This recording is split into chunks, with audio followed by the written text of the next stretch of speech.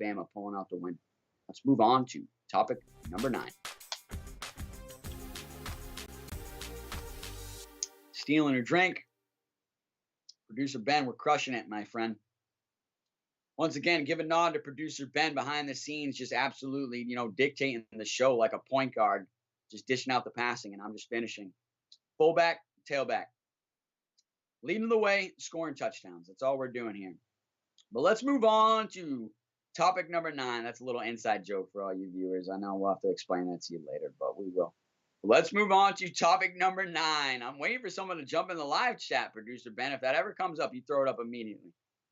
Topic number 9, defensive Draymond. Draymond Green, very vocal this week saying, man, I want to see some more defensive highlights.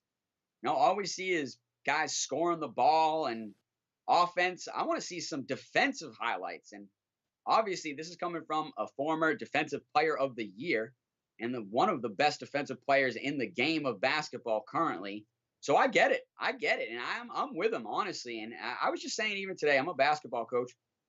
In football, I'm an offensive guy. Absolutely love football. In basketball, I'm a defensive coach. I really believe that defense can dictate a lot of things in the game of basketball. And I think Draymond Green believes the same thing.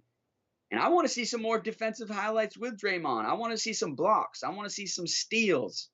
I want to see some great defensive rotation and team defense. So I'm with him. All we see is dunks and 3-pointers and fancy passes at this point. ESPN, Sports Center, whoever's doing the highlights out here, NBA Central, we want to see some more defensive highlights and specifically of Draymond Green. Because he's the man, honestly. I love Draymond Green, and I love him for a few reasons. Obviously, like I said, one of the best defensive basketball players in the game right now, but don't knock his offensive game, too. Got a great mid-range game.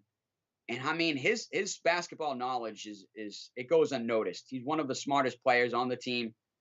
You can't say that they just won all those titles because of Steph Curry or Klay Thompson or even Kevin Durant. Draymond Green was a huge part of all those championship winning teams playing defense.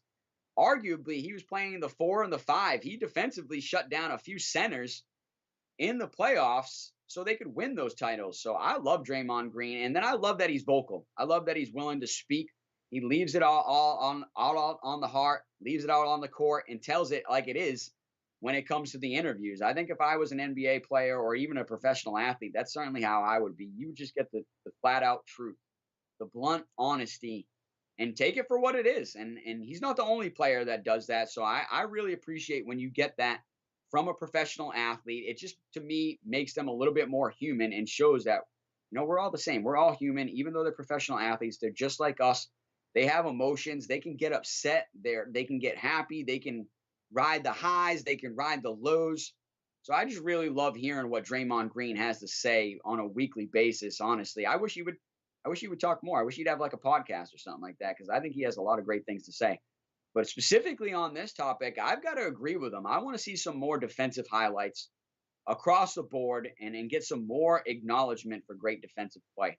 Cheers to Draymond Green for being the defensive player of the year in the past. And I think he could be again maybe this year coming up forward. But let's get some more defensive highlights there. We want some more. Let's move on to topic number 10.